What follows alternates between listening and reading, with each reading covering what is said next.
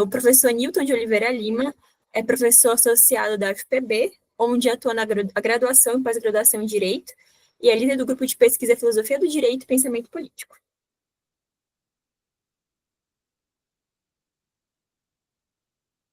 Passo para o Luiz. Tá, consegue me ouvir? Ok, tudo bem. Vou fazer a apresentação curricular do professor Rafael, como primeiro debatedor. Rafael Tuborne é professor efetivo na Faculdade de Direito da Universidade Federal do Tocantins, doutor em Filosofia e Teoria Geral do Direito pela USP, com mestrado e graduação em Direito pela PUC-SP, além de bacharelado em Filosofia pela USP. É especialista em Direito Público e Tributário e possui MBA em Gestão Escolar.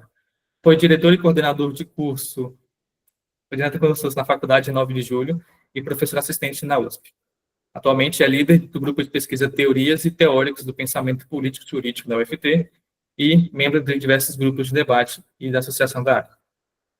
A professora Naima, e permite também a leitura, professora Naima Wurm, pós-doutoranda no Programa de Pós-Graduação em Ciências Jurídicas da Universidade Federal da Paraíba, doutora em Direito Público e Econômico na Universidade Presbiteriana de Mackenzie, mestre em Direito Político e Econômico na Universidade Presbiteriana do Mackenzie, docente na Universidade Federal do Tocantins, especialista em novas tendências do processo civil pela Universidade Federal do Tocantins, realiza pesquisas sobre o tema políticas públicas de drogas, direitos humanos e direito constitucional, é coordenadora do Núcleo de Prática Jurídica do curso de Direito UFT Campus Palmas e coordenadora dos cursos de pós-graduação em Direito e Processo Constitucional, Direito e Processo do Trabalho em Política e Gestão em Segurança Pública.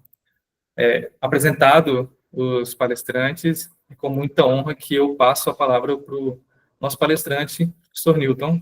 A fala é com você agora. Boa noite a todos. Muito obrigado, Luiz Gustavo, pela apresentação, Gabriel também, honrado em estabelecer esse diálogo com vocês aí da Federal do Tocantins, e primeiramente agradecer também meu amigo Rafael Tuborne Magdaleno, que a Universidade Federal do Tocantins tem um grande êxito como professor, certamente, é uma conquista enorme. Também está a honra dele ter sido o prefaciador do meu último trabalho, né, Teoria dos Valores Jurídicos, né, que já está aí na segunda edição. Né, o Rafael fez um brilhante prefácio resgatando os principais pontos do neocantismo e do rádio bruxo, né, que é o tema do livro, e também tem a honra de fazer sempre esses diálogos com ele aqui no nosso grupo de pesquisa, o Filosofia do Direito e Pensamento Político. Bem, eu quero mostrar aqui rapidamente alguns pontos em que nós estamos trabalhando há um certo tempo como linha de pesquisa. Né? No nosso grupo de pesquisa nós temos 3 linhas: a filosofia kantiana do direito e afins, a filosofia dos valores justos políticos e a filosofia do Estado de Direito, democracia e constitucionalismo. Então, são 3 linhas que congregam esse tema, de certa forma, do Estado de Direito como um processo histórico e axiológico de conquistas, né? Não só de conquistas teóricas. Né? É preciso situar o marco da pesquisa dos valores a partir do século XIX como um marco colocado por filosofias da consciência espiritual. Os valores começam com a ideia, no século XX, de uma estrutura eterna, ideal, acessível pelo lado emocional do espírito, com Max Scheler. Depois você tem Nikolai Hartmann, na Ética, 1926, que fundamenta também essa perspectiva de valores transcendentes ao campo histórico, mas, ao mesmo tempo, motivados por certos ideais projetivos. Né? É como se cada povo tivesse ideais iniciais e os projetasse ao longo da história, mas eles ficam em suspenso, um conjunto de teorias e teoremas sobre a sua constituição. Os valores são análogos à matemática, só que eles têm conteúdo, né? Eles são, mas não existem, né? No dizer de Hartmann. Nesse ponto aí, a própria ideia de Estado de Direito, ela também se torna um valor. Né? E aí eu faço uma conjugação com as 2 linhas de pesquisa do grupo, porque eu tenho também, na perspectiva principalmente do protestantismo alemão, uma outra construção de sentido que não a lei natural tomista. Né? A gente é muito acostumado, ao falar em direito natural, ao associar com Aristóteles e São Tomás. E realmente são figuras incontornáveis. Né? A lei eterna, a lei natural de São Tomás, né, a própria lei da consciência divina, é a lei que a razão humana descobre dessa ordem natural, são defesas de um justnaturalismo finalístico, de um justnaturalismo que está por cima também da história. Com o protestantismo alemão e a crítica a essa razão transcendente, você encontra agora no próprio homem a consciência da racionalidade. E isso se opera de um modo matemático. Entra aí Descartes, entra aí Grotius, toda a perspectiva de uma razão que agora quer controlar a perspectiva do divino e impor um paradigma de construção que possa ser comum, a partir do senso comum e da perspectiva depois de uma razão pura prática até chegar em Kant, né? Passando aí por Hume e por Locke. Na perspectiva, portanto, da visão protestante e depois liberal, a partir de Locke, você tem essa ideia de limitação dos poderes, né? Porque na Idade Média, tanto o poder real como o poder espiritual da igreja, eles são dois poderes que em si, conceitualmente, são ilimitados, né? Porque eles são representações dessa potestas que vem de Deus, dessa potestas que é a irradiação direta da majestade divina. E esse estado que surge aí, tanto no final da Idade Média como no início do Estado moderno, ele é representado por esse valor, né? Um valor teológico-político, né? Depois isso será sintetizado por Carl Schmitt, lá em 22, na Teologia Política. Então, o percurso desse Estado é a sua irresistibilidade.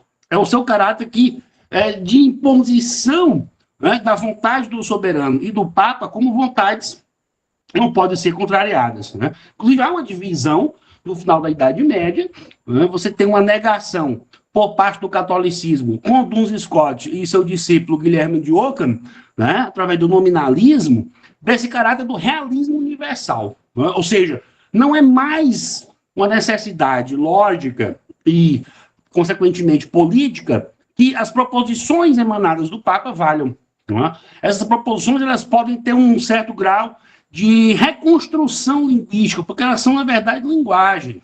Não é? Elas não são essências metafísicas e nem valores absolutos, os quais não poderiam ser contrastados. Então, a ideia de Rechtsstaat, né? Em alemão, Recht, direito, e Staat, Estado, essa perspectiva de uma reconstrução da noção do antigo regnum, né? De Marcílio de Pádua, da perspectiva de um status, né? Que possa ser colocado agora como algo construído e não só intuído e aceito em sua autoridade. A perspectiva, portanto, de falar de Estado de Direito, ela tem essa genealogia mais profunda, na perspectiva de uma crítica da metafísica. E Kant, portanto, ele sintetiza toda essa ordem, né, de valores e perspectivas de planejamento racional, né, com a sua crítica metafísica, a ideia da experiência, colocada como a grande tábua de aferição do sentido das construções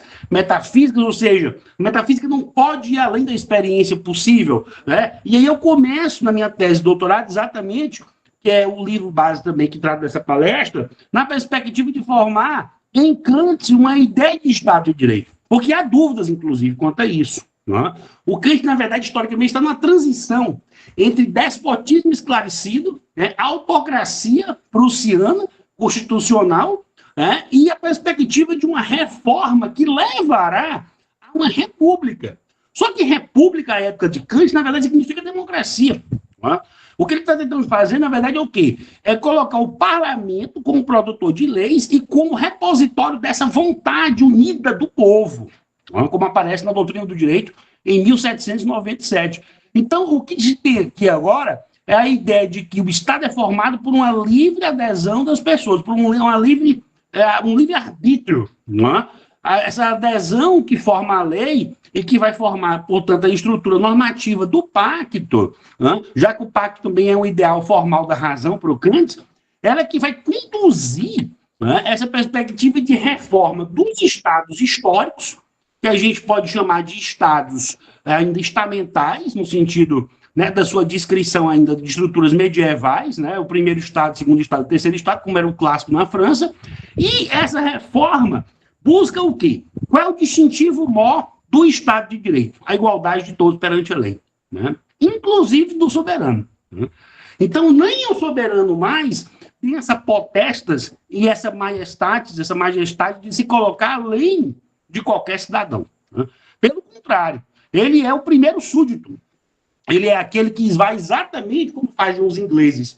Com a dinastia que atualmente reina, os Hanover, que é uma dinastia alemã, importada, né, por linhagens dinásticas, era a dinastia mais protestante, que era prima dos Stuart, mas não era católica. Então, esse aí foi convidado para ser rei da Inglaterra, né, que é o Jorge de Hanover. Mas ele jurou, né, no ato de supremacia de 1715, em respeitar o parlamento inglês. Então, você vai agora estabelecer a sua autoridade, você vai ter a pompa, a majestade, só que você vai ter a autoritas, né, mitigada pelo parlamento. É o parlamento que vai limitar a autoridade e vai exercer o governo na prática. Né?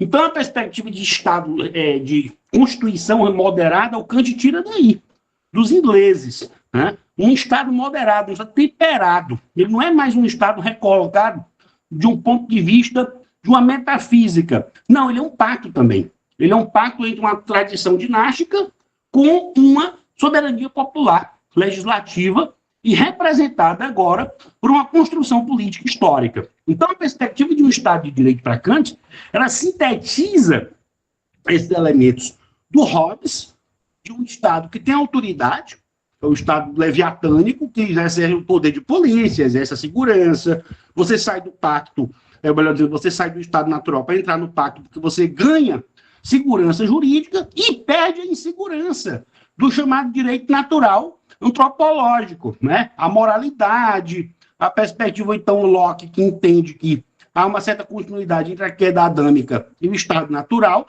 mas não há segurança jurídica. Né? Pode haver moralidade, pode haver uma inspiração ética, mas não há segurança jurídica. A segurança jurídica só ocorre com a lei do Leviatã. Só que o Leviatã é autoritário, ele é absoluto, e é preciso reformá-lo segundo essa tradição do Restat, como um projeto racional. Né? E aí é que vem Kant e entroniza isso, né, na sua filosofia do direito, como um projeto de constitucionalização. Então, ele absorve a perspectiva da autonomia do Rousseau, da autonomia pública e privada, ele absorve a perspectiva da cidadania, da tradição francesa, e daí também a ideia da divisão dos poderes do Montesquieu. Né? Por que a divisão dos poderes é tão importante? Porque ela também vai controlar, né, institucionalmente o exercício do poder. Ou seja, eu não tenho mais a perspectiva de regulamentar a estrutura do Estado simplesmente levando em conta que a qualquer momento o rei pode dissolver o parlamento. A ideia não é essa. Né? Você tem uma continuidade legal do parlamento através de uma Constituição e tem na autoridade do povo de eleger os seus representantes uma certa periodicidade ou uma garantia constitucional e política da chancela desse poder. Então, na verdade, é uma transformação institucional. Esse é o grande ponto que o Kant defende. E fora isso também, você tem uma crítica interna, que é a capacidade do cidadão de arrazoar contra desmandos do poder, contra estruturas de manutenção de uma hierarquia natural, principalmente em relação aos nobres. Né? O Kant é antipatriarcal, então os nobres tratavam o Estado como uma coisa privada. Né?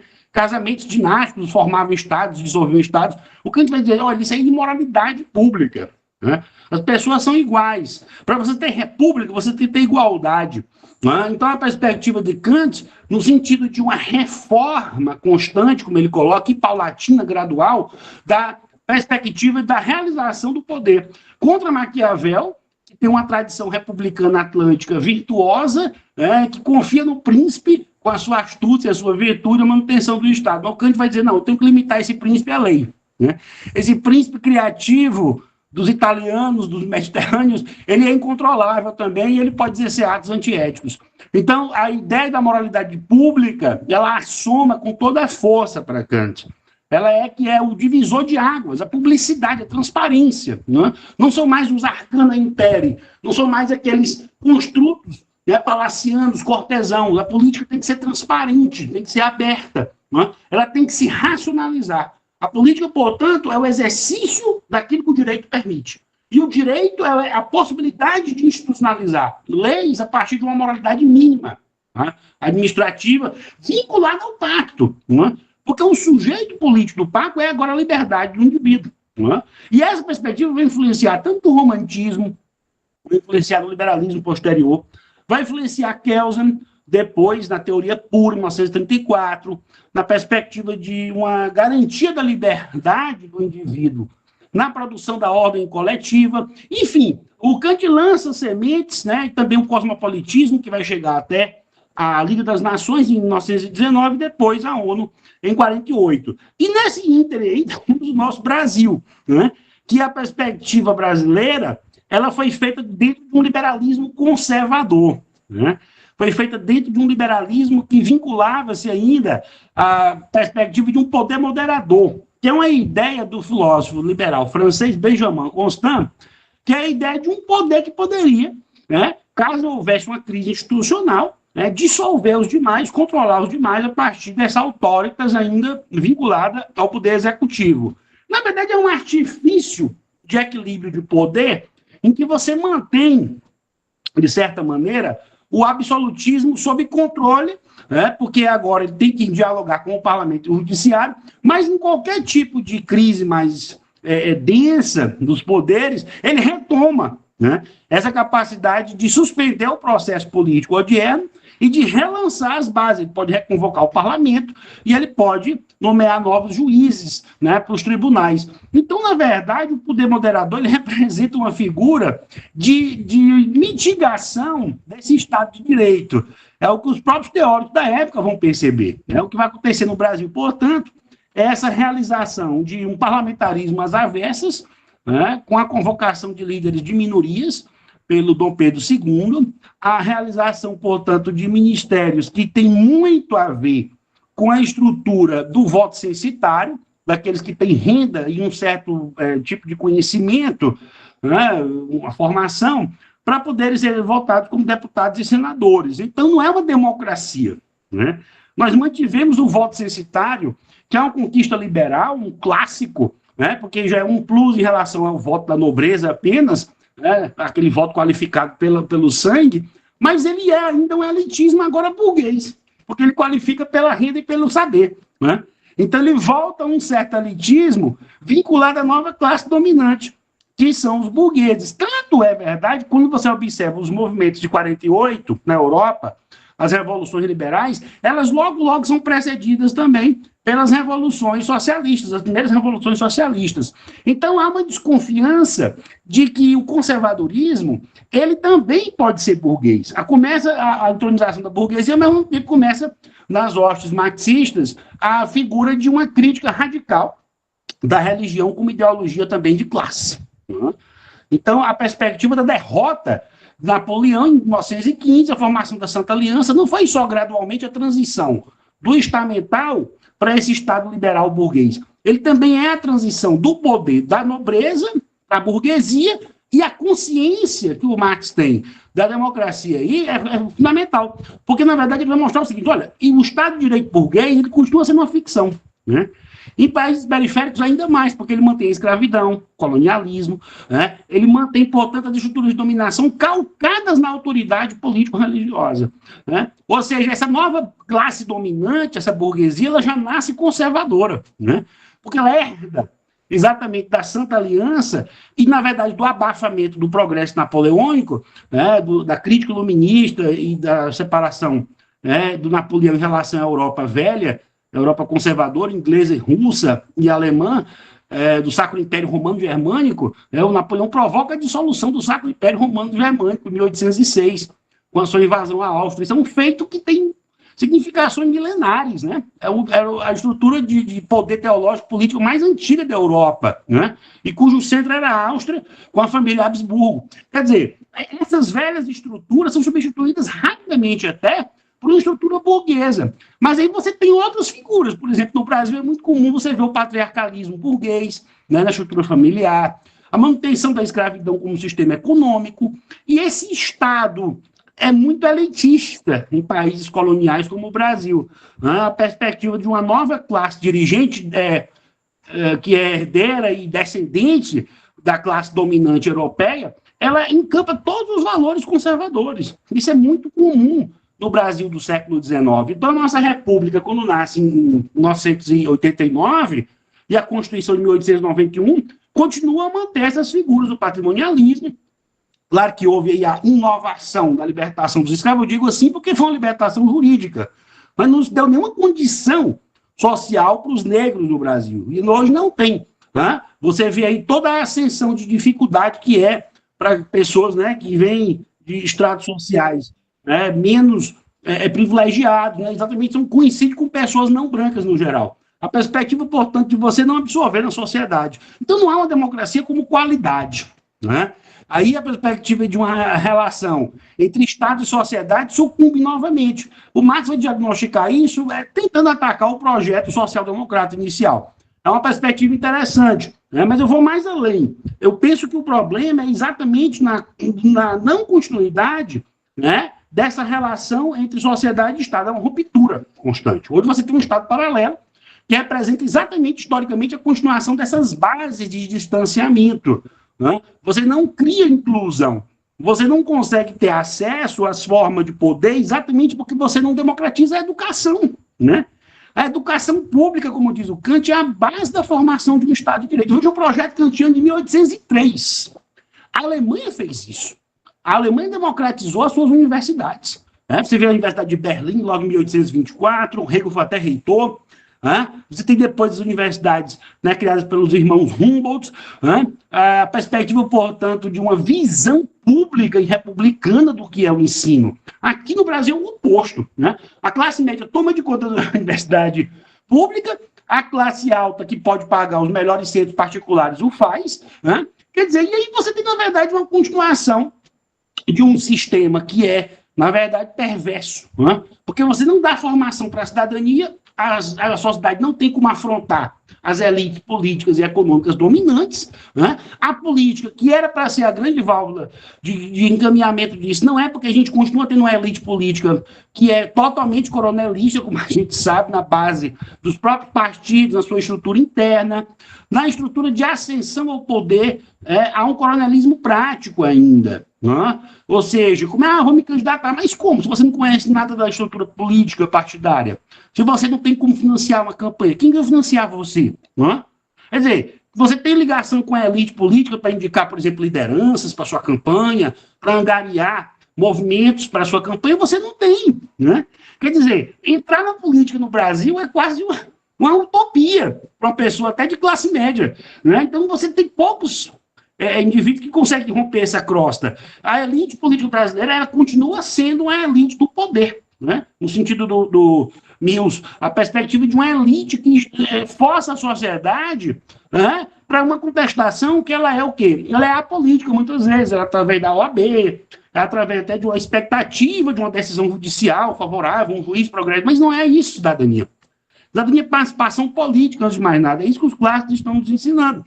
Né? É isso que o Kant defende, o Rousseau defende, o Mill defende. Né? Embora o Mill também tenha um pé mais liberal nessa ideia da manifestação livre na sociedade civil, né, dos protestos organizados pelas próprias pessoas, não das instituições, mas ele também defende uma cidadania política do parlamento. Né?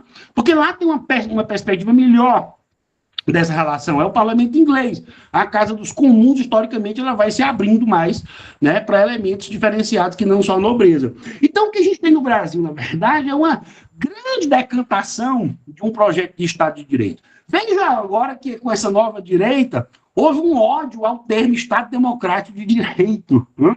Não vi quantas pessoas atacarem esse termo. Ah, que termo ridículo! É vazio de sentido. É vazio de sentido. Pois é, mas por que ele é vazio de sentido? Eu até concordo. Porque a gente não consegue realizá-lo. Ele continua sendo, portanto, um valor abstrato, como eu coloquei no início. A gente não consegue fazer, enquanto comunidade, a realização desse valor na nossa sociedade. Né? Isso começa, Rafael, na universidade, quando você tem que tratar todos igualmente. Hoje de manhã encontrei um colega que estava debatendo sobre isso, antes da minha aula. Né? Um professor não pode tratar qualquer aluno, né, por milímetro que seja, de um modo diferente. Né? Todo aluno merece respeito, mas a gente sabe que, às vezes, né, esses nossos preconceitos históricos nos perseguem. Né?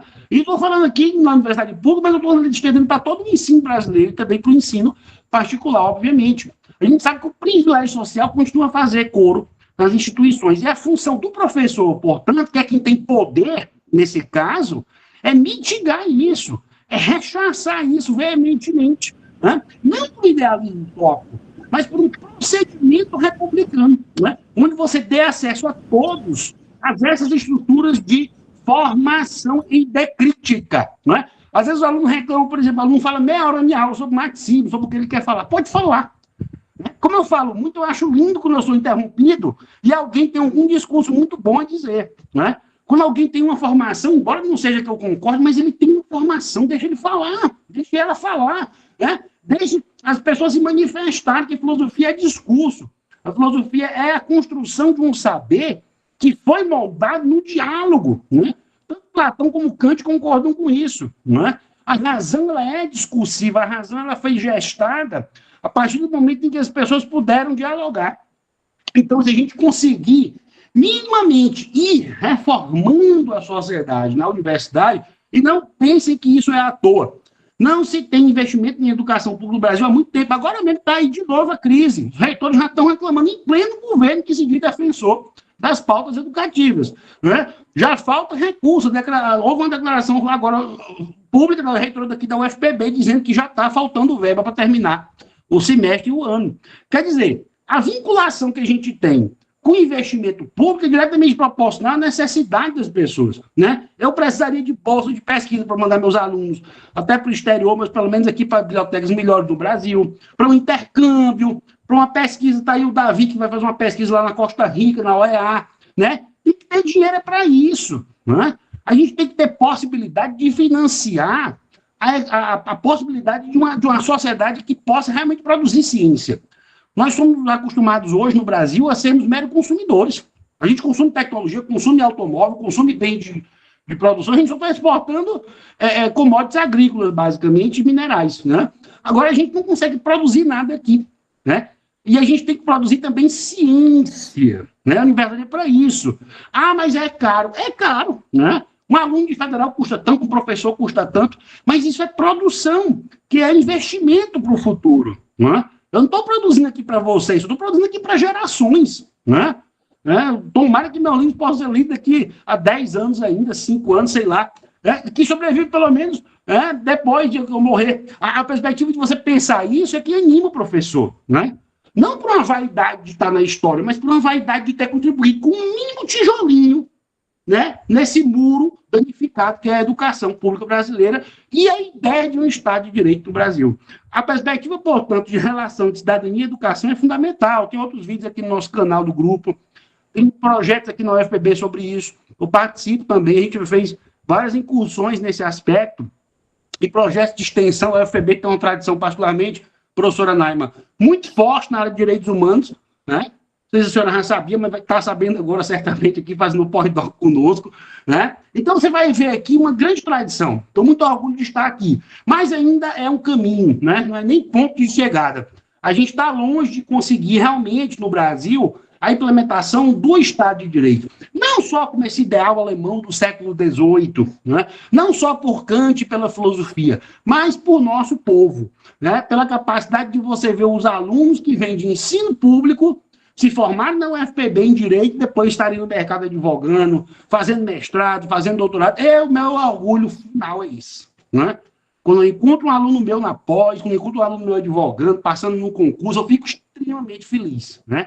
É a grande realização do professor. Né? Mostra que você fez alguma coisa, né? Que você minimamente contribuiu para esse universo de coisas que estão a faltar e que a gente pode sim transformar. Né? É um erro achar que a universidade não pode agir, pode e deve. Né? Tem que estruturar mais projetos de extensão e tem que fazer um debate com a política. Né? A academia não pode ficar só no campo interno. Claro que construções como essa aqui são fundamentais. Está dizendo o Rafael, que coisa linda, né? Você vê 100, 200 alunos quase, das duas universidades reunidos. Né?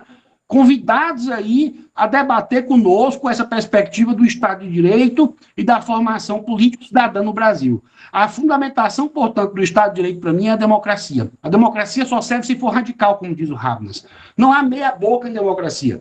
Ou você dá acesso às instituições e investe pesado em educação, em ciência, que é o que a gente precisa, que vai fazer o Brasil algum dia chegar a algum lugar. Não adianta ser uma sociedade de consumo. Os blocos econômicos e geopolíticos estão aí mostrando que a gente ou se posiciona e se afirma como produtor de conhecimento consequentemente, de bens econômicos e intelectuais e culturais, ou então a gente vai ser tragado. E a nossa cultura é muito rica para ser tragada. A gente já tem, apesar de uma sociedade nova, mas que é mais antiga do que os Estados Unidos, Harvard, a Universidade de Harvard, que agora está sendo atacada, ela própria é mais antiga do que o Estado americano. Então é isso que tem que ser frisado na sociedade da América, porque aqui hoje você tem um movimento teológico político de alienação da população, fazendo desacreditar a universidade em prol de outras ideologias. Nada contra quem pensa diferente. Não é obrigado a fazer curso superior, mas tem que respeitar quem quer fazer pesquisa e quem quer se formar, e quem quer o conhecimento. O conhecimento não pode ser ofuscado pela teologia ou por qualquer outra espécie de nicho cultural. Nós estamos aqui para debater com todos, como diz o John Rawls. A fundamentação do pluralismo democrático de um Estado de Direito é isso aí. E isso, eu acredito, como kantiano, que é universal. Eu acredito que isso possa valer aqui nos Estados Unidos, na Rússia, na Ucrânia, e até mesmo na China, da forma como eles entendem também culturalmente o que é um Estado coletivo e a perspectiva de um Estado de Direito lá. Tudo é possível de ser dialogado, desde que as pessoas sejam respeitadas e você tenha formação nessa construção de pressupostos e no desenvolvimento dos paradigmas. Eu gosto do Nicolai Hartmann, para a gente finalizar, porque ele diz o seguinte: olha, os valores não são ideais instantes, eles são ideais concretizáveis. Eles são ideais que não são como matemática, que você aplica, mas não sai do papel, ela fica só no ponto abstrato. O valor ele se realiza. Então a justiça se realiza, a moral se realiza, a liberdade se realiza, e o Estado de Direito também pode se realizar se ele for construído dentro das premissas da democracia e da consciência política das pessoas. Muito obrigado. Uau, que considerações, estou encantada. Professor, muito obrigada pela sua fala, foi uma aula completa em todos os aspectos. A gente produz um direito muito acéfalo nos dias de hoje, a gente quer separar a filosofia do direito de todas as outras áreas, e é por isso que eu acho tão importante, foi importante, professor Rafael, iniciar esse grupo, um grupo que fala justamente sobre o pensar o direito de forma correta. Não vou me alongar aqui, muito obrigada pela sua fala, vou passar para a nossa debatedora, a professora Naíma. Acho que é o Rafael primeiro. É que a Gabi é apaixonada, então é o Rafael primeiro. Ele deu uma vez para a senhora, professora, pode falar. Para mim? Então tá bom. Obrigada, Rafael. Bom, primeiro, cumprimentar o grupo, que organiza, a Gabi, o Luiz, Eu sei que dá muito trabalho, Davi, quando a gente tem que ainda organizar em 2 instituições, então, parabenizar todos os professores e alunos que estão envolvidos. Tive a graça de conhecer o professor Newton, quero agradecer, e nós vamos nos encontrar pessoalmente, viu, professor? Faço questão. Eu tive várias vezes na UFPB e eu acho que eu já lhe vi lá. Então, agora vamos ter mais uma razão para frequentar mais ainda a UFPB. Eu achei muito interessante a escolha do tema, porque a gente sempre acha que discutir Estado é algo batido. Não, mas a gente agora tem que discutir inteligência artificial, é o tema da moda. Advocacia 4.0, como que nós vamos implementar, então, um big escritório empresarial de direito. Isso são questões importantes? São questões importantes. A gente não pode ignorar que existe um mundo digital hoje, senão nós não estaríamos aqui agora. Mas existem outras questões que também são relevantes. E aí, nesse aspecto, a Gabi está certíssima. A filosofia, a teoria geral do direito, a teoria geral do Estado, a sociologia jurídica, elas vêm nos ajudar. Nós passamos agora por uma crise, eu acredito que nós não passamos, eu acho que nós estamos atravessando ela. É uma crise que é um verdadeiro atentado contra a Constituição e contra o Estado. E aí nós vemos grupos tentando diminuir a relevância, né, desse atentado contra a Constituição, contra o Estado democrático de direito, porque a ditadura militar ela é um Estado de direito, com uma ausência democrática total. Então, tudo que era feito era baseado no quê? Na lei, nos atos institucionais, né? O próprio Estado alemão, ele também era um Estado de direito, que inclusive autorizava matar. O próprio Estado autorizava esterilizar como punição por opinião política, a prisões. Então, assim, quando você coloca essa expressão de tanta força, Estado democrático de direito, professor Newton, a gente está garantindo justamente isso, essas vozes participando e atuando. E quando você retira o poder que a educação tem, você silencia essa voz, porque daí nós vamos ter a massificação. Aí nós vamos ter, a gente estava até brincando um pouquinho, né, dos coronéis, aí nós vamos voltar ao período em que nós tínhamos quem mandava e todo mundo que obedecia.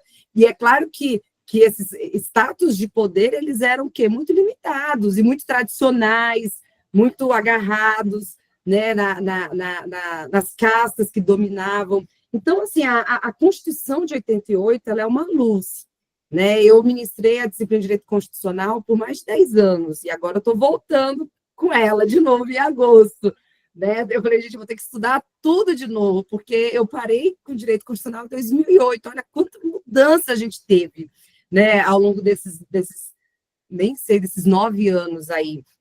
Então, a Constituição de 88 ela é uma luz, ela vem de vozes, ela vem de lutas, ela ali foi um encontro daqueles grupos que tinham, inclusive, de certa maneira, medo do retorno do período ditatorial e da ausência de democracia. Tanto que a nossa Constituição, eu lembro quando eu até fiz a anotação aqui, quando eu trabalhava o direito constitucional, qual que é a proteção do Estado? Quando a gente pensa, qual que é a proteção do nosso Estado?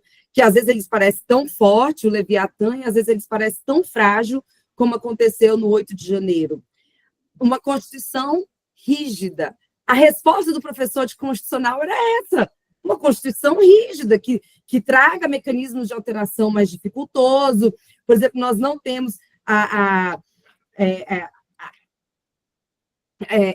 proposta de lei por iniciativa popular, ela foi restringida justamente com medo de possíveis ataques à própria Constituição, que o sistema de emenda fosse uma fragilidade. Gente, se eu responder isso numa aula hoje de direito constitucional, o aluno vai rir, porque o fato da Constituição ser rígida não quer dizer nada, nós estamos falando de processo legislativo, de emenda constitucional, né? Eu lembro que quando eu comecei a dar aula de constitucional, eu acho que nós tínhamos 11 ou 21 emendas constitucionais. Olha o que já aconteceu nesse caminho. Então, assim, dentro dessa perspectiva de Estado, de proteção do Estado e do papel do Estado, porque eu acho que é isso que a gente tem que pensar muito. Qual que é o papel do Estado? E como que a gente protege esse Estado? Eu me deparei agora, nesse período de pós-doc, com uma teoria que não é tão nova, que lá na África do Sul ela já começou a ser trabalhada em 98 com Clark, e aqui com Roberto Gargarella, na Argentina, em 2014, que é o constitucionalismo transformador. Aí, quando eu comecei a ler sobre isso, eu pensei, não, mas nós estamos falando do welfare states, nós estamos falando do Estado social, a Constituição com direitos sociais, né, que prevê ali a segunda dimensão de direitos. O que diferencia? O que faz esse constitucionalismo transformador? E aí a gente vai investigar um pouquinho, quando a gente vê que, na realidade, é um engajamento político da comunidade jurídica, das instituições e dar concretude à Constituição. E aí eu estou parecendo assim, que eu descobri a América, né, em 2025, mas quando eu me deparei com isso, eu falei, gente, isso é fantástico, porque a gente sai daquele local de um Estado que é protegido pelos direitos de primeira dimensão, por um Estado que tem responsabilidades com os direitos de segunda, terceira, quarta e quinta dimensão, mas é um Estado que ele está muito suscetível, muito vulnerável, suscetível no sentido de grupos políticos conservadores que, inclusive, não podem ameaçar a própria democracia, e aí, quando cai o pilar da democracia, a gente perde muito, e talvez se a gente levasse menos tempo no passado para se recuperar, hoje a gente leva muito mais tempo para recuperar uma derrocada do Estado, mas um Estado que transforma, um Estado que engaja. Aí eu falei assim, entendi. Então, quer dizer que constitucionalismo transformador é quando você veste a camisa da empresa. Só que qual é essa camisa da empresa? É a Constituição. É quando realmente há um engajamento em transformar aquilo que foi um sonho constituinte lá atrás, né, com os grupos levando suas demandas, educação, povos indígenas, trabalhadores, muito tempo depois a doméstica, todos os direitos que estão ali esculpidos, né, o nosso direito, as nossas liberdades, tudo isso que está ali na Constituição realmente dá efetividade. Então, já finalizando, o que é hoje para mim que eu tenho assim como muito relevante? Uma preocupação que eu tenho em como transformar esse Estado, né? E aí quando a gente fala Estado extrapola a própria figura do Estado, mas toda a comunidade, comunidades jurídicas, instituições, toda a comunidade em transformadores. E como que a gente consegue fazer essa mobilização? Então, assim, a gente liga a TV, os 10 primeiros minutos de jornal é sangue escorrendo na TV, depois é corrupção. Então, assim, você não precisa de uma pauta de jornal para entender que nós temos questões a mudar. Então, assim, quando você pensa nessa corrupção, você vê que não tem esse engajamento social, você vê que não tem essa vontade de transformar. Aí entra um pouco de uma retórica, junto com uma utopia, junto com acreditar, porque eu também, professor Newton, eu sou como você, eu acredito que a transformação, ela parte da educação.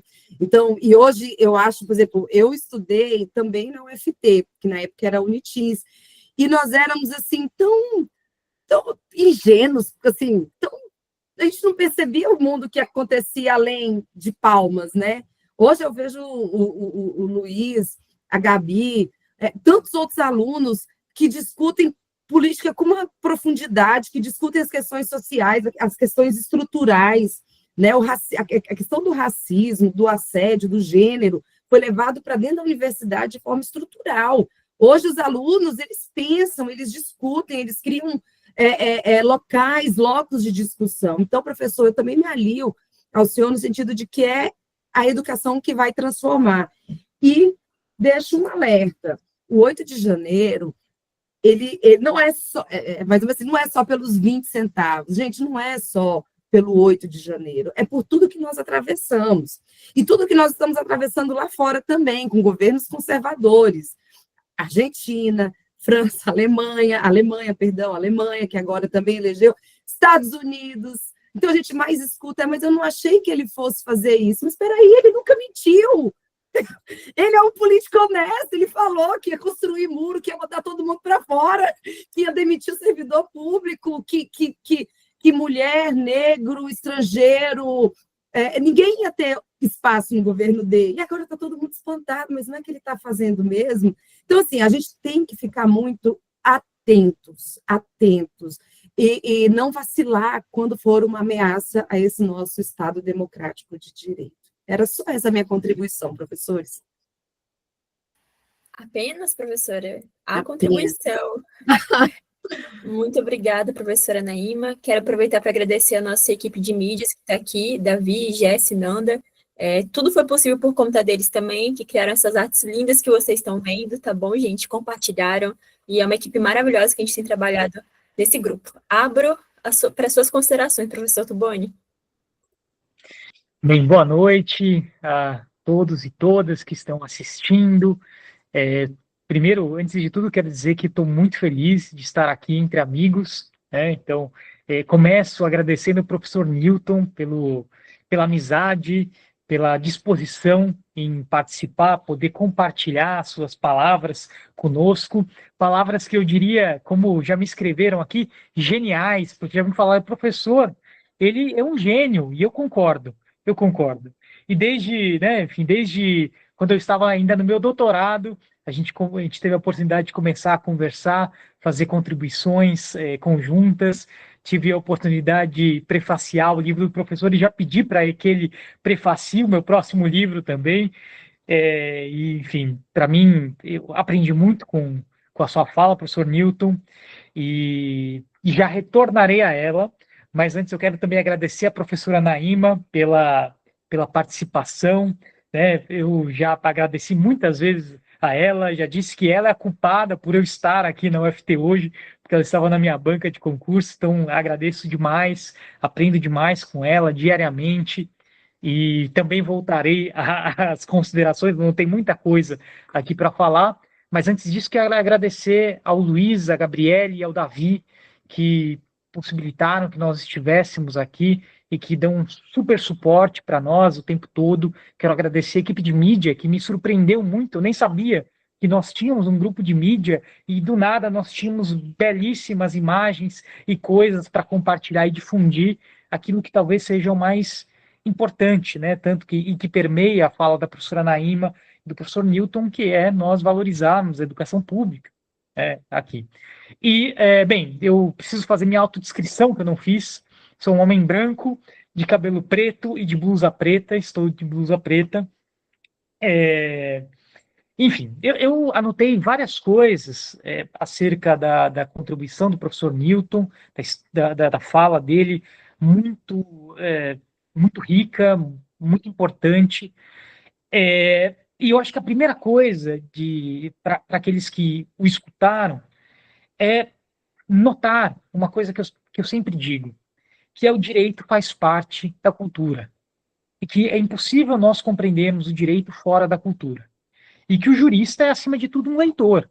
Então, eu acho que quem o escuta, professor Newton, logo percebe que é preciso ter erudição para tratar do tema do direito.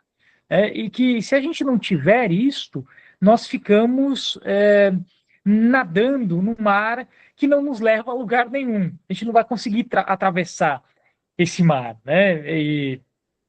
Então, esta passagem que eu achei muito interessante de retomar a ideia do Estado de Direito Racional em Kant, de como este Estado de Direito Racional ele acaba se contrapondo, digamos assim, ao Estado real existente. Então, é ter essa contraposição entre algo que é do ponto de vista valorativo e que se contrapõe ao que é puramente empírico e que vai transformando por dentro o Estado no século XIX e aquilo que nós hoje concebemos como Estado no século XX, é algo que eu tento, a todo momento, também comentar com os estudantes por aqui.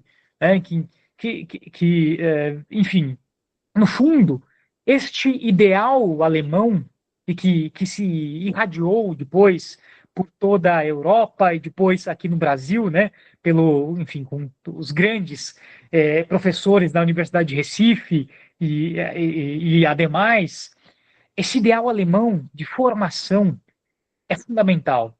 E o termo enfim, é algo que a gente poderia traçar até os gregos, né, que é a ideia de paideia, que é a ideia de Bildung, de nós termos a formação. E, como curiosidade, eu fui pesquisar, até para expor para aqueles que estão nos ouvindo, quando foi que no Brasil nós tivemos a primeira faculdade. Então, primeira faculdade de ensino superior. Isso se deu com a Escola de Cirurgia da Bahia, em 1808.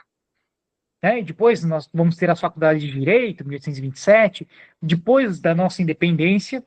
E como uma comparação básica com os restantes, os demais países da América Latina, fica vergonhoso para nós. Porque a primeira universidade da América Latina, ela é de 1538, a Universidade de São Domingos. Depois nós temos a Universidade Peruana, de São Marcos, de 1551, e eu estava, agora no início da semana, eu estava na Bolívia. Falei, bem, deixa eu pesquisar quando foi a primeira universidade da Bolívia. 1624, a Universidade Maior, Real e Pontifícia de São Francisco Xavier de Chuquisaca. Então veja o quanto que, do ponto de vista histórico, o Brasil ele depende ainda de levar mais a sério este ideal de formação, ideal de cidadania, que somente a partir daí a gente vai conformar e vai tornar efetivo os valores presentes na nossa Constituição de 1988, né? Como a professora Naíma estava nos expondo, né? O próprio Roberto Gargarella, né, talvez seja também fruto deste ideal de educação portenho. Se a gente anda por Buenos Aires, nas esquinas, todas as esquinas tem biblioteca, livraria. Enquanto isso, aqui na nossa cidade de Palmas, né, aqui no Tocantins, talvez tenhamos duas, se tivermos, né? Então, veja o quão a gente ainda precisa investir nesses pontos. Uma outra anotação que eu queria trazer, apenas como dados, dado que a gente está conversando e que foi mencionado na palavra do professor Newton, que é a questão da educação pública e da dificuldade que muitas vezes nós temos na universidade pública de termos recursos para fazer o básico, o mínimo. Então, eu estava vendo esses dias que a Universidade Federal do Rio de Janeiro tem hoje um orçamento de 430 milhões de reais para completar o ano. Título comparativo, o Tribunal de Justiça do Tocantins apresentou o ano passado, em outubro, uma verba anual de 880 milhões de reais, no estado que tem 1 milhão de pessoas. Comparando com o próprio Rio de Janeiro, o Tribunal de Justiça do Rio de Janeiro tem uma verba de 4,2 bilhões de reais. Portanto, vejamos a disparidade entre o investimento. Poderia escolher outros casos, mas como aqui nós, enfim, estamos entre juristas, a disparidade entre as coisas. E no Tribunal de Justiça do Rio de Janeiro, o valor apenas para pagar servidores e magistrados é de 3,5 bilhões de reais. Enquanto isso, a Universidade Federal do Rio de Janeiro recebendo uma verba total para pagar funcionário, água, luz, etc. e tal, de 430 milhões. Me parece que há algo errado, né? Não que a justiça não seja importante, mas me parece que para que nós concretizemos um Estado de direito, a educação deveria ser mais importante até do que a justiça, porque sem ela sequer nós teremos os servidores que estarão lá. Eles passam necessariamente pela universidade. Então, esse processo de sucateamento da universidade, da educação, equivale também a um sucateamento dos valores constitucionais, né, presentes na Constituição de 88. Então, no fundo, me parece que parte do que a professora Naíma, inclusive, comentava sobre o constitucionalismo transformador, a ideia de implementarmos os valores constitucionais, né, e transformarmos a realidade a partir desses valores, também pode ser rastreado com uma velha ideia que desapareceu do debate público de nós termos uma Constituição dirigente, né? A velha ideia de Canotilho, que esses valores precisam se tornar reais e precisam ser implementados. E não que isso fique simplesmente a sabor dessas variações políticas que nós temos ultimamente, né? Porque, sinceramente, nós vivemos na América Latina um retrocesso democrático, bastante claro, e quiçá, né, enfim, não apenas na América Latina, acho que no mundo inteiro, né, Hungria, Estados Unidos, etc. e tal. E quando esse retrocesso democrático ele acaba se difundindo através do mundo, talvez apenas a recuperação dos valores presentes e concretos permitirá que nós façamos frente a isso, né? O que me preocupa muito que a difusão, talvez, de pensamentos como Javier Milei, do Bukele, essa certa democracia liberal, esse liberalismo que está se difundindo e, enfim, que acaba tendendo e pensando na destruição dos velhos direitos fundamentais, porque, no fundo, isso significa também rasgar a nossa Constituição de 88. Né?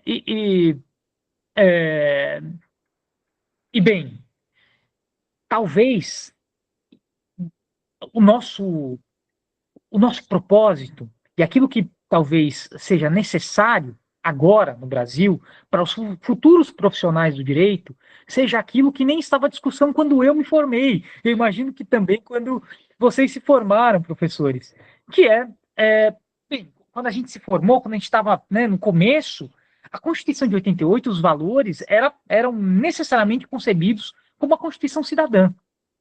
Isso não se colocava em dúvida, não se colocava como um problema.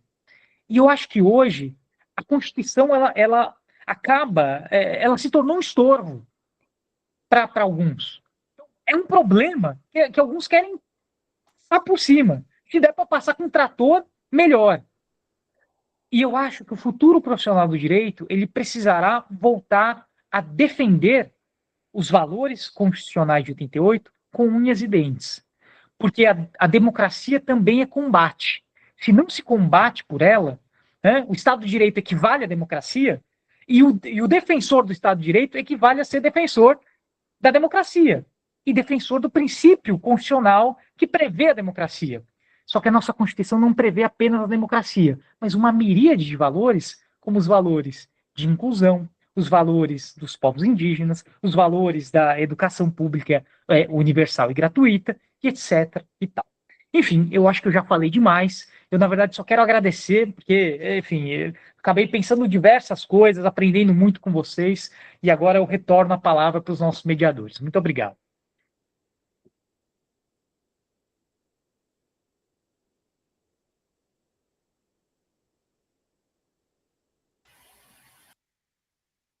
Passar a palavra para o Luiz.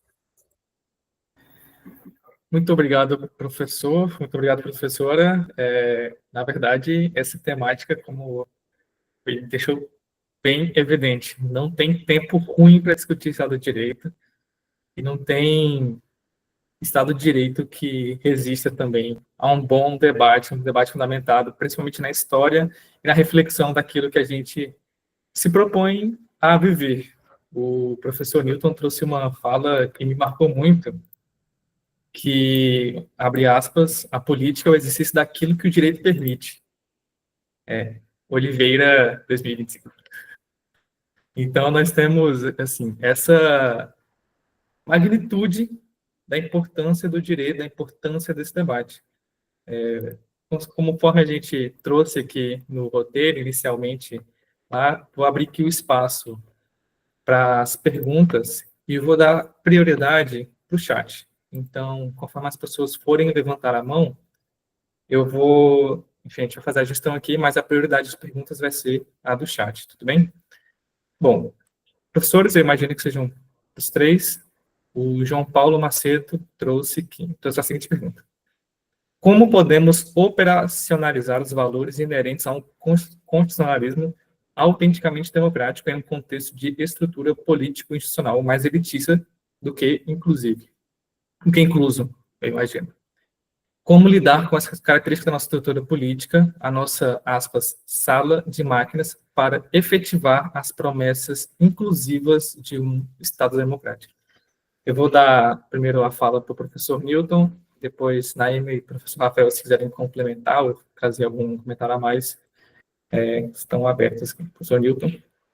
Prefeito Luiz Gustavo, muito obrigado, querido, pela remissão à palestra. Né? Só antes da pergunta, essa proposição ela já é de Aristóteles, na verdade. Né? O Kant está reproduzindo, só que ele está colocando uma roupagem moderna. Né? Não há política. Política para Kant são luta de interesses. Né? E direito é a formação da legalidade permissiva do exercício da contestação pública e do conflito. Né? Se você pega, por exemplo, o Chantal Mouffe, ou até mesmo o próprio Carl Schmitt, ele é forçado a reconhecer que política é conflito. Né? Só que ele dá isso uma dimensão existencial e metafísica até espiritual. Né? Começa na história e vai bater para ele na espiritualidade. Né? Catolicismo contra protestantismo, contra laicismo, né? O debate que ele tem contra a modernidade. Mas o Kant, ele coloca, portanto, a política como luta de valores e interesses e o direito como a moldura que tenta dar uma certa estabilidade para isso e uma limitação. auxiliada por um nível ainda maior, que é o imperativo categórico. Só voltando para esse ponto, e a fundamentação dessa relação entre política, direito e moral, embora sejam ciclos bem autônomos em relação a um ao outro, mas eles se correlacionam exatamente no âmbito do Estado de Direito. Né? Porque um dos pontos que eu discuto também na tese, e também volto a discutir aqui no Teoria dos Valores, é o seguinte: o Radbruch, por exemplo, que é um autor cético e relativista do início do século XX, ao escrever a sua filosofia do direito, ele defendia, portanto, e aí já respondendo um pouco a pergunta, que é interessante demais, a relação de valores constitucionais. Só que ele não consegue decidir, né? Há o Carl Schmitt, que era um peso pesado, né, que foi chamado de Thomas Hobbes da filosofia política. O Schmitt realmente é um gênio. A gente não pode deixar de reconhecer a sua genialidade, embora ele tenha colaborado 3 anos com o Partido Nazista. Depois se arrependeu, mas foi condenado por Nuremberg a não mais dar aula. Ele diz o seguinte: olha, a filosofia do Radbruch é uma filosofia fraca e triste, porque ela não decide sobre valores. Ela fica eternamente no relativismo. Aí o Radbruch, após a Segunda Guerra, quando ele retoma a sua cátedra, porque ele não era judeu, ele era alemão, e não era nazista, ficou silenciado, tipo, foi encostado. Quando ele volta, ele escreve os seus 5 minutos de filosofia do direito, aí é que ele vai rebater Carl Schmitt. Por quê? Porque ele vai dizer: olha, não há que decidir no sentido do mínimo ético. Ele já está posto. Ou a gente tem um mínimo ético que fundamente o Estado de Direito, ou então a gente não tem critério de julgamento do poder. Por que os nazistas conseguiram fazer o que eles fizeram? Porque a própria teoria do Kelsen, por mais brilhante que seja, ela tem um ponto frágil, que é a moralidade. Ela não tem como dar uma resposta para a imoralidade perpetrada por um Estado autoritário. Porque ela tem que admitir, segundo os próprios pressupostos, que esse Estado também é direito. Não é? Só que o Radbruch vai dizer que não é. Ele é o antidireito. Porque ele fere exatamente a dignidade humana. Ele faz genocídio. E aí a gente pode se perguntar se o nosso Estado atual também então continua a praticar genocídio. Exatamente. Eu entro na pergunta porque a gente não consegue fazer com que os valores do pluralismo venham à tona. Gargarella foi aluno de Carlos Nino. E Carlos Nino foi aluno de John Rawls. E John Rawls, em 1970, faz uma teoria da justiça, né, em que ele defende o pluralismo e a justiça igualitária e equitativa. Ou seja, sem pluralismo constitucional, você não consegue movimentar, no sentido adequado, essa máquina que é o Estado, esse leviatã, né, esse peso ordenativo e coercitivo. Né? É claro que ele vai ser direcionado por quem detém o poder. Se a gente não conseguir fazer com que esses valores das comunidades, dos morros, das comunidades que não foram ouvidas, dos indígenas, todos aqueles excluídos, venham à luz e entrem no parlamento para legislar, e entrem no debate público, né? A professora Naina falou de mídia, né? A mídia só mostra o negativo. Ela não consegue produzir a cidadania.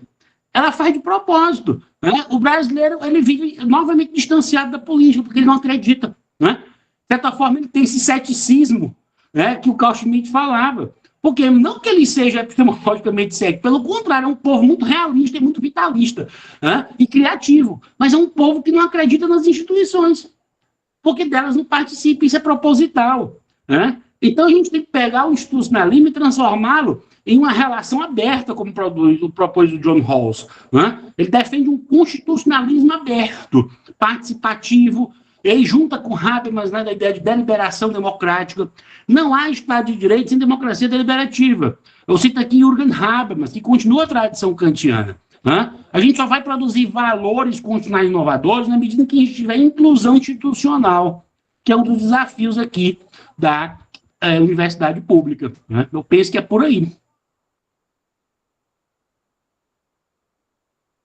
Professor Rafael, professor Naima. Eu queria comentar, Luiz, primeiro me desculpar que eu esqueci de fazer a minha autodescrição, então eu sou uma mulher branca, uso óculos e cabelo loiro curto, que eu fiquei devendo a minha autodescrição, e é importante. Eu vi a pergunta do João, e ele fala justamente do livro do Roberto Gargarella, que é sobre a sala de máquinas. E aí, João, a gente precisaria de bastante tempo para estudar e conversar sobre o que faz esses questionamentos feitos, porque a obra do Roberto Gargarella é uma obra nova que já começou clássica. né? Então, assim, ela faz uma análise da América Latina. Então, ele aponta 5 períodos históricos ali que ele analisa a democracia, o Estado na América Latina, e ele traz, assim, é muito rica. E aí, para resumir, o que eu assim, poderia trazer, primeiro, assim, não tem uma solução, não tem uma resposta pronta para isso. Como que nós podemos efetivar a Constituição? Como que nós podemos proteger o Estado? Através das nossas práticas transformadoras, né? E aí entra um pouquinho de boaventura, dos saberes populares, que o professor Newton colocou, de trazer para dentro do Estado, de serem ouvidos. Mas, assim, eu traria como foco, João, a questão da participação social. A gente tem que ter uma participação social efetiva, né? Por exemplo, conselhos. Conselho não pode ser algo meramente para tirar foto, né? A gente tem que se preocupar sempre que a gente vê algo com muita foto, gente. Quem que vai trabalhar? Ok, eu estou vendo todos os pais e mães, agora quem que vai trabalhar? O nosso Estado, a nossa Constituição é mais ou menos assim. A gente tem que acreditar nessa transformação. E aí eu elenquei participação social, accountability, que agora também é uma questão que está em evidência, inclusive o programa aqui da Paraíba tem uma disciplina sobre accountability, que acho que quem ministrou foi o Oki, que também que é professor na Bahia. Então, assim, o que é o accountability? É o controle do Estado feito por meio o vertical, o horizontal, as formas de controle do Estado. E aí, João, só para finalizar, pensar o seguinte, a sala de máquinas, né, que ele coloca como, o Gargarella coloca como esse nosso modelo estrutural que faz acontecer a Constituição, ele traz 2 questões. As nossas Constituições, a parte dogmática, são boas, então vem desde a Constituição do México, prevendo direitos. Agora, o que nós precisamos entender é essa sala de máquinas, que é a parte orgânica da Constituição, que é o que faz acontecer a magia. Não tem resposta para isso pronta. Se nós tivéssemos, nós venderíamos essa resposta via universidades, né? Mas é isso, é um trabalho, são vários fatores. Eu elenco esses 2, né? A questão da participação social, do controle do Estado, inclusive por meio da participação social, e os mecanismos. A gente não pode ter mecanismos muito enferrujados, mecanismos que permitam, no escurecer da noite, ocorrerem outras interpretações do texto constitucional, né? Nós temos que ficar muito atento a que tudo que está no texto constitucional, a vontade do constituinte e também depois do poder reformador, de fazer e dar concretude à Constituição. Eu acho que seria o nosso ponto de saída para entender um pouco essa sala de máquinas, João Paulo. Professor Rafael, quiser fazer uma contribuição também? Bem, vou falar rapidamente, porque eu acho que essa pergunta, no fundo, é a pergunta de $1 milhão, né? Então, como nós vamos fazer para que uma Constituição tão bonita possa ser implantada, muitas vezes, num cenário político tão feio, né? Tão elitista, tão excludente, e me parece que esse é um dilema que o Brasil vive há muito tempo, dado o perfil das suas elites, né? Mas, acima de tudo, eu acho que há aí um ponto central, que é o seguinte: a Constituição e qualquer texto constitucional depende de instituições para ser implementado. Então, né, eu nunca vi uma Constituição andar na rua, enfim, e conseguir implementar-se por si mesmo. E já houve uma época em que se debateu isso na teoria do direito pelo nome de teoria institucionalista do direito, né?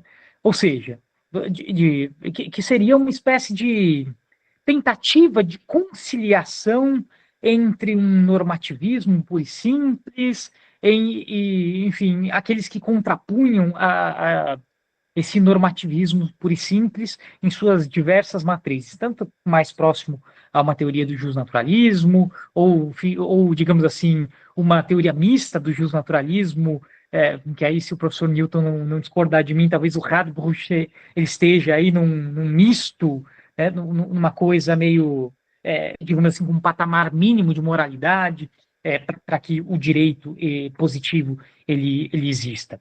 Mas por que eu estou falando do institucionalismo? Porque eu, há pouco tempo, eu estava lendo o novo livro do Kierkegaard, um especialista em Carl Schmitt, em Hegel, né, que ele volta a defender a teoria institucionalista do direito. Enfim, por argumentos vários, mas eu acho que um dos argumentos fundamentais que ele traz é que, no fundo, ele coloca em dúvida se talvez essa preocupação tão grande em autonomizarmos o que seja jurídico do que seja político não nos tornou um pouco cegos sobre a condição de possibilidade da gente concretizar o próprio direito. Então, quando a gente cinge essas coisas, tudo se torna muito mais difícil. Porque quando a gente cinge, a gente abre espaço para que alguns digam: olha, o direito, no fundo, ele é aquilo que os tribunais querem que seja. E, portanto, ele se torna algo sem objeto, se torna política. E do outro ponto de vista, quando a gente cinge e dizemos: olha, o direito é aquilo que foi produzido pelas assembleias legislativas e o que está no texto legislativo, e a gente observa que muitas vezes esse texto legislativo ele fica somente no plano abstrato e nunca se efetiva, a gente também perde um pouco a crença nele. Assim, então não serve para nada. Para que eu vou estudar isso? Aí se torna a importância de estudar simplesmente para passar no concurso. Aí você finge que você está aplicando o texto, né? E as pessoas se indignam porque muitas vezes você não está aplicando, mas finge que está. Então, aí o direito ele perde todo o seu peso. E os valores constitucionais também perdem o seu peso. Né? Então, essa ideia de nós fortalecermos instituições com, digamos assim, espírito de corpo democrático e sabendo que existem princípios implícitos na sua própria atuação, eu acho que se torna cada vez mais fundamental. Aí a pergunta de $1 milhão, tá? Mas como vamos fazer para que os membros digamos, 3 poderes incorporem esse espírito democrático? Aí eu vou voltar àquilo que os 2 professores estavam falando, que é por meio de formação. Não tem jeito. Se nós não formarmos e nós não criarmos um espírito de corpo em todos os poderes para a compreensão dos seus próprios limites implícitos, eu acho que isso vai se tornar e se torna cada vez mais complicado. Basta ver, por exemplo, né, aí uma coisa que o professor Newton comentou en passant, que a ideia de poder moderador de Benjamin Constant, lá do século XIX, foi revivido há pouco tempo para defender uma interpretação absolutamente antidemocrática do artigo 142 da Constituição Federal, que, no fundo, enfim, eu acho que beira um terraplanismo jurídico, defendido por uma única pessoa, mas que fez escola, e que, é claro, né, isso, enfim, a ideia de você ter um moderador entre poderes, ou entre as unidades federativas e o poder central, de alguma forma, estava presente na própria ideia de construção de um controle concentrado de constitucionalidade em Kelsen, né? Mas eu acho que o grande constitucionalista que defendeu tal hermenêutica também não sabia disso, ou se perdeu no próprio personagem, mas no fundo isso mostra o quanto que os próprios profissionais do direito, os grandes profissionais do direito, ainda precisam incorporar esta ideia de promoção de espírito democrático e de implementação do ideal por trás da Constituição de 88. Então, mais do que reformar a Constituição, talvez a gente precise trabalhar este ideal do Bildung, da formação do direito enquanto parte do sistema de cultura, para que a gente possa ter essa implementação de valores. Porque, de outra forma, eu acho que as coisas se tornam muito complexas e complicadas, e corre o risco de inclusive produzirmos no futuro, com o nível de desigualdade existente na sociedade brasileira, um momento de total anomia que ninguém, enfim, que a gente não acredita mais nada, ninguém acredita mais no Estado, que o Estado paralelo, como foi comentado pelo professor Newton, se torne até mais crível. E meu último comentário, eu falo sobre isso porque, por exemplo, eu, acompanhando as notícias de São Paulo de hoje, eu imagino que vocês também devam ter visto, que uma estudante da Universidade de São Paulo foi assassinada próximo a um metrô. A polícia de São Paulo estava em busca do criminoso e encontrou hoje, só que provavelmente ele foi assassinado pelo Tribunal do Crime. Então veja que coisa mais surreal é isso, né? Então nós temos um feminicídio que é resolvido pelo Tribunal do Crime, um Estado paralelo. Isso mostra o quanto que a anomia já está presente, na nossa frente. E se não resolvermos isso, as coisas vão ficar muito mais complexas. Enfim, passo a palavra agora novamente para o Luiz e para a Gabriele. Obrigado. Muito obrigado, professor. Eu vou fazer uma proposta aqui para os professores, porque nós temos mais algumas perguntas, só que a gente prometeu 2 devido ao horário. E como o horário já está um pouco avançado... A Marina aprontava demais. Quando a Mariana entrou na Marina faculdade... aprontou namorando. Como o horário está um pouco avançado, eu vou ler mais uma pergunta, e as próximas perguntas a gente vai fazer um esforço para os professores responder tudo nos stories nas próximas semanas. Hoje não tem como mais, já é à noite, mas a gente vai fazer o esforço para o pessoal seguir o nosso Instagram e olhar nos stories, e quem sabe aparece no feed. Enfim, a gente organiza essa dinâmica depois, mas vou fazer seguimento pelo bem de todos, pelo bem também da janta de todo mundo. Já está dando 8h30. Vou seguir aqui para a próxima pergunta, acredito que também seja para os 3 professores, então fiquem confortáveis com a resposta. A pergunta é do Luiz Monteiro, e ele diz: boa noite. Considerando que o tempo médio de duração de uma Constituição no Brasil fica entre um intervalo de 30 e 35 anos, o que isso nos diz sobre a estabilidade do Estado de Direito no Brasil? Seria possível pensar, filosoficamente, que há uma fragilidade estrutural na nossa cultura constitucional, ou isso reflete mais uma dinâmica histórica de adaptação às transformações sociais e políticas? Novamente, vou abrir o professor Newton, e depois os professores estão livres para as respostas. Muito boa pergunta. Olha, eu acho que nossa historicidade, e é bom que eu complemento isso agora, ela é marcada por percalços de caráter inusitado. Você tem, por exemplo, o Vargas, né, que tinha uma formação bastante positivista. Ele foi eleito por uma aliança liberal prometendo reformar toda a constitucionalidade brasileira, né? Ainda que ele não tenha ganho a eleição, ele deu um golpe de Estado e o seu projeto terminou chegando ao poder, né? Então, nessa perspectiva, houve uma traição, né, desse próprio ideal, na medida em que o Vargas, cada vez mais, principalmente depois de 1934, assim que ele consegue se estabilizar no poder, né, constitucionalmente, ele vai se aproximando do nazifascismo, né, até que ele faz a chamada Constituição Polaca, inspirada nas constituições italianas e alemãs, uma constituição autoritária. A ideia, portanto, de estabilidade histórica institucional, ela é traída, né, por essa nossa falta de compromisso com os valores e com os ideais, né? A mesma coisa da ditadura. Eu vou combater o comunismo, né? Eu vou resolver a sociedade dentro de um projeto desenvolvimentista.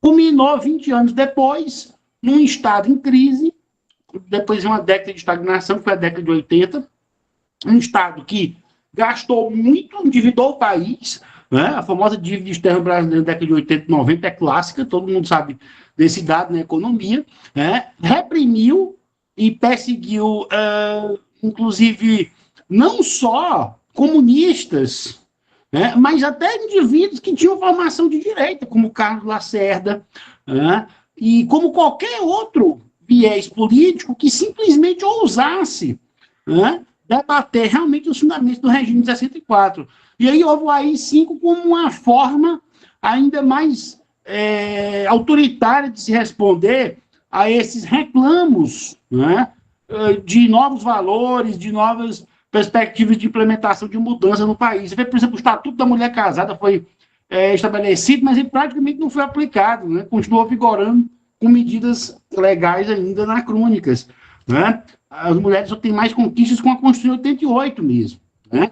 A perspectiva de defesa de setores sociais inteiros, como os indígenas, quilombolas, isso só vai acontecer muito depois do fim da ditadura, porque todos esses processos sociais e históricos foram atrasados, né? Porque eles foram sempre tragados nessa miríade, né, de promessas incumpridas de governos autoritários que chegam ao poder, desmantelam a interpretação constitucional, né, porque aposentaram, tanto a ditadura de 64 como Vargas, aposentaram ministros do STF. Preciso lembrar isso, né? Houve uma mudança, praticamente, no direcionamento da Constituição. Isso é muito grave, né?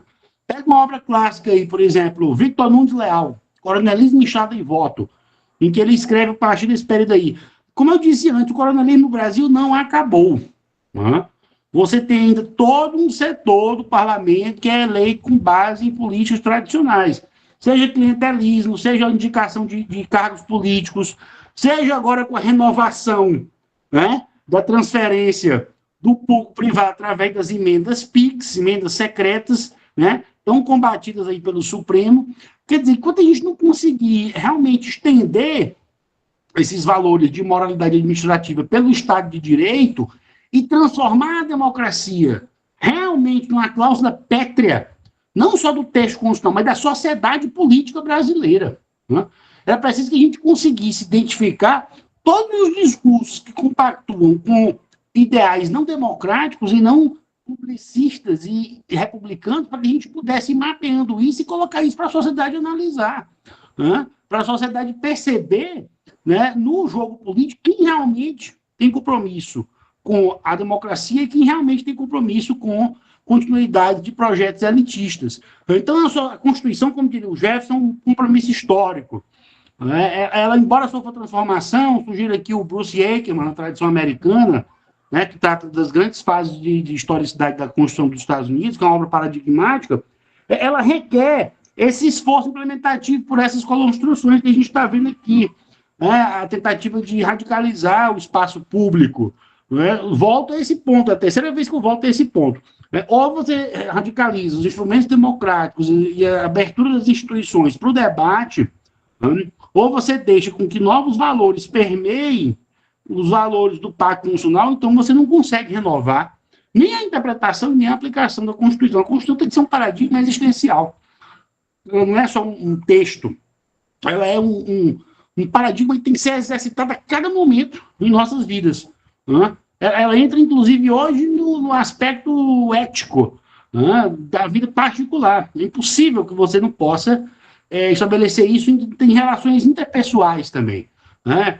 A visão, portanto, de um tratamento republicano com todas as questões, a visão de uma formação, por exemplo, quem é pai, né, o que vai passar de valores republicanos para os seus filhos, né? Porque ainda tem muito autoritarismo impregnado na educação privada. A gente fala muito da universidade pública, educação pública, mas a ideia, professor Rafael, como você sabe, para o grego era integral, né? A Bildung alemã é uma reformulação do neoclassicismo, então ela entra também na formação da ética individual, né? É preciso toda uma construção de sentido dentro de uma visão republicana para que a gente consiga, aos poucos, né, fazer marcos de uma nova estrutura social, né, para sair dessa cultura de autoritarismo. Ainda existe cultura de autoritarismo e cultura de violência muito no Brasil. Eu acho que esse é o ponto.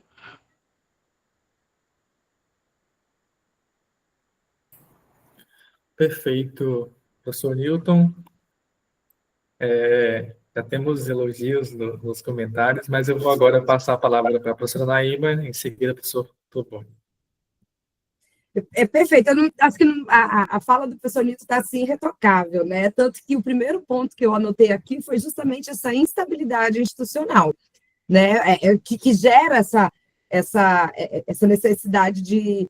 Nós não temos uma estabilidade em termos de democracia, se a gente for pensar desde o começo, as nossas constituições, elas são, na realidade, fruto daquele grupo elitista que se empoderou, né? Então, nós tivemos ali a proclamação da República. Nós não tivemos isso. Né? Eu não sou da área da história, historiadora, mas a gente estuda um pouco direito constitucional. Sabe, foi um grande golpe ali pelos marechais. Então, assim, a Constituição vinha atender, a Constituição polaca, né, que trazida do fascismo. Então, assim, essa instabilidade institucional, e que daí entra a ideia do constitucionalismo transformador, que é justamente promoveu uma estabilidade das instituições para que elas possam, juntamente com todo o aparato jurídico, que daí eu acho que a gente já tem que também pensar e discutir esse equilíbrio de poderes, né? A ideia da separação de poderes, eu tenho para mim que é um dos pontos que voltou à necessidade de ser totalmente pensada e discutida, esse equilíbrio entre os poderes. E aí eu trouxe um segundo ponto, só para levantar, que se parece um pouco até com o professor Marcelo Neves, essa necessidade de adaptação do direito à sociedade, porque nós não teríamos, por exemplo, não faria lógica a gente ter uma Constituição construída no período da ditadura, feita dando amplos poderes para a edição de, por exemplo, atos institucionais, dentro de uma nova era constitucional. Então, era preciso um novo poder constituinte que esboçasse justamente o que se queria nesse momento de redemocratização. E eu concordo plenamente do paradigma existencial, né? O sol. A nossa Constituição é o sol, a partir dele, tanto que a gente estudava o direito piramidal, né? E uma vez até falei, não, agora o nosso direito ele é solar, e o grande sol é a Constituição. Então, existem alguns núcleos dela que tem que ser duro mesmo. Por exemplo, a democracia ela não pode ser negociada, não pode ser aberta, né? A gente não pode abrir mão dela. E outros núcleos, defesa dos direitos, das liberdades, nós lutamos muito para construir. Então, assim, é necessário pensar. Lembro que quando eu dava poder constituinte, o poder reformador, poder constituinte reformador, sempre vinha a pergunta: vai ter uma nova Constituição? Nós vamos ter. Nesse momento, eu acho que a gente não precisa de uma nova Constituição, né? A gente precisa efetivar o que nós temos. Ter cuidado com as emendas, com as reformas, porque às vezes aquilo que aparece como uma reforma, na realidade, é para agasalhar algum direito setorial de grupos, de forças que querem se manter no poder. Então, assim, a nossa Constituição precisa ser reformada? Precisa em alguns aspectos. Por exemplo, tirar um monte de privilégio. Por que não atacar os privilégios? Mas nós não vamos conseguir fazer isso. Gente, não vai ter Congresso Nacional que retire privilégios do Judiciário, do Ministério Público, das Forças Armadas. Então, assim, a gente tem que pensar a reforma enquanto algo que vai preservar aquilo que é fundamental e aí pensar em melhorar. Mas era só uma pequena contribuição, só para mais agradecer e agregar. Devolvo a palavra. Perfeito. São 40 anos e a gente tem direitos ainda não cumpridos. Mas outra live isso. Professor Rafael, a sua palavra é sua. Não, na verdade, eu acho que eu estou muito bem contemplado com tanto que o professor Newton quanto que a professora Naíma falaram. Então, eu vou aproveitar esse tempo apenas para convidar aqueles que ainda não fizeram, principalmente aqui da UFT, que sigam o professor Newton nas redes sociais, né, no Instagram, no YouTube. Ele faz, enfim, sempre tem eventos legais que o grupo produz, e especialmente que peguem para ler os livros do professor Newton, né? Teoria dos Valores Jurídicos, né? O livro sobre o Estado de Direito em Kant, em Kelsen, que é uma transformação aí que nós vamos ter do sentido do que significa o Estado e de direito em Kelsen, e especialmente também o livro que o professor Newton escreveu sobre John Rawls, que fiquei sabendo que é o mais citado da UFP, do direito na UFPB, né? Que comentaram lá no grupo. Então, eu acho que é fundamental, um autor fundamental para nós que estamos debatendo essas temáticas de democracia, implementação de direitos, né? E quem sabe vocês possam compreender, né, a ideia do véu, em John Rawls. Eu acho que será uma contribuição inigualável para os futuros estudos em filosofia política e em filosofia do direito de todos vocês. Mas, assim, já me sinto contemplado, só para fazer esse convite aos que estão nos escutando. Então, Vou aqui começar o encerramento. Eu vou já dar um breve aviso para vocês. Nós pretendemos fazer um registro, então, enquanto a Gabriele for falando, vocês puderem abrindo a câmera para a gente depois fazer o registro. Mas, desde já, registro aqui o meu agradecimento pessoal aos professores, especialmente ao professor Newton, que, assim, os comentários deixam claro que cada pergunta, cada fala é uma aula, e isso nos enche os olhos.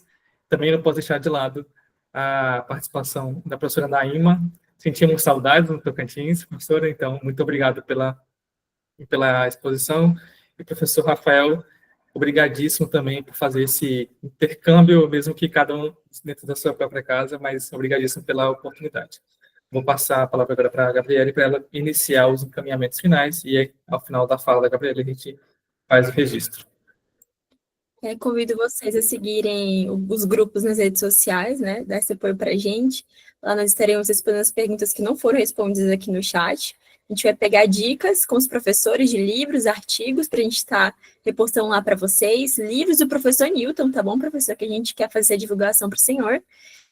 Agradeço todos vocês, professores, professora Naíma, professor Tuboni, Newton, Davi, Luiz, por esse momento. Agradeço os acadêmicos da FPB, especialmente da FT, né, gente? Denise, Miguel, Giovana, que estão aqui, Luísa, professores da FT que estão aqui também, professora Graziella, muito obrigada pela presença de vocês. Isso aqui é o começo de muitas coisas que ainda vão acontecer nesse curso, né, com esse grupo, e é um prazer, uma honra estar aqui com o professor Tuboni, com o Luiz e com essa equipe maravilhosa. Muito, muito obrigada. E professora Naíma, já está na hora de voltar, né? E agora a gente vai abrir as câmeras, tá bom, gente? Para tirar um print, por favor. Davi Costa, nosso mídia Anitta, tirar os print.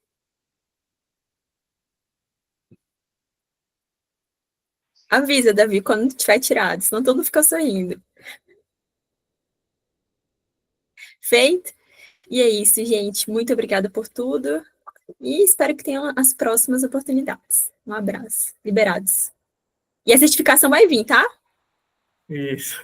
Abraço, pessoal. Sigam os Instagrams que a gente deixa no chat, dos professores, e vamos dar sequência para essa caminhada. Estou morrendo de saudade de vocês. Um abraço para o Sonildo, Rafael, Davi. Davi, eu vou pegar o seu telefone com o Rafael, tá bom? Valeu, professor, um prazer. Prazer. Tchau, tchau, gente. Gabi, maravilhosa. Amo vocês, morrendo de saudade.